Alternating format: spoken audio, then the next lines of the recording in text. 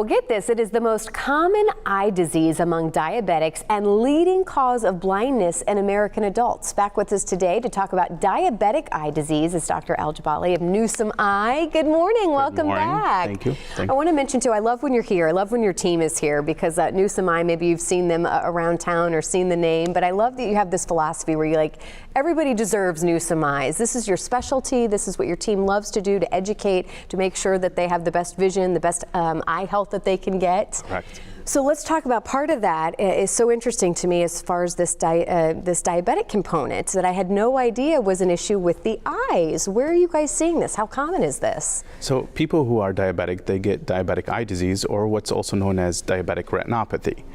It's really damage to the small vessels in the back of the eye in the retina. So it's pretty common, and it's one of the leading causes of blindness under the age of 65. I had no idea. So how is it that, what does that mean? So if you have this, what is going on with the eye? How do you know that you have it? So when you have diabetes, you really should have the retina evaluated to see how advanced the disease is in the eye. Because like the rest of the body, you have small vessels in the retina, and those vessels could have some damage and eventually leak.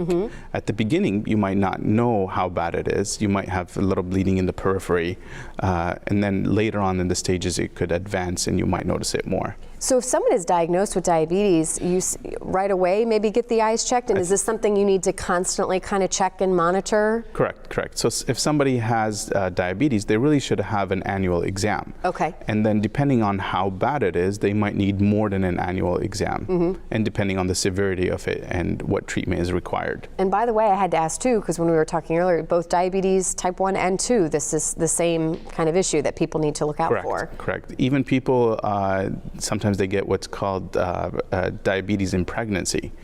So you have type 1 diabetes, you got type 2 diabetes, and also diabetes in pregnancy. Can you have the same eye issues during pregnancy as well? No way, wow. So how do you treat this? What are our options here? So we do have options. It really depends on the severity of the disease.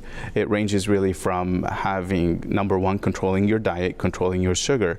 As long as your sugar is well controlled, your blood pressure is controlled, eating healthy and active lifestyle, then we have also available medicine that we could use, or lasers are available as well. Okay.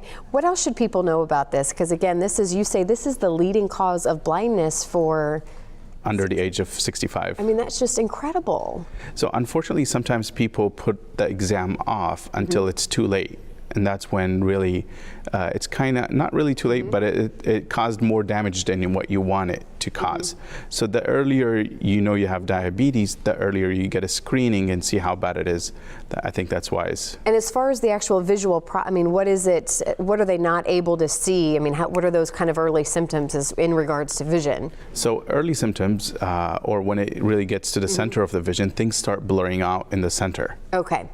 Things become fuzzy, blurry. Near and far distance as well? Okay. Correct.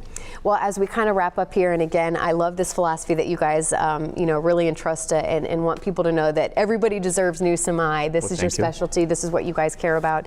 How would they best find you if they want to find out more info? What would you have them do, doctor? So we have a good team at Newsom Eye. We have 3 locations, and they could call our office and we could set up an appointment and have a screen done for them at least. That's perfect. All right, doctor, thank you so much. We always appreciate when you and your team are here. Thank you for having me. All right, we'll make sure and put the info on our website as well.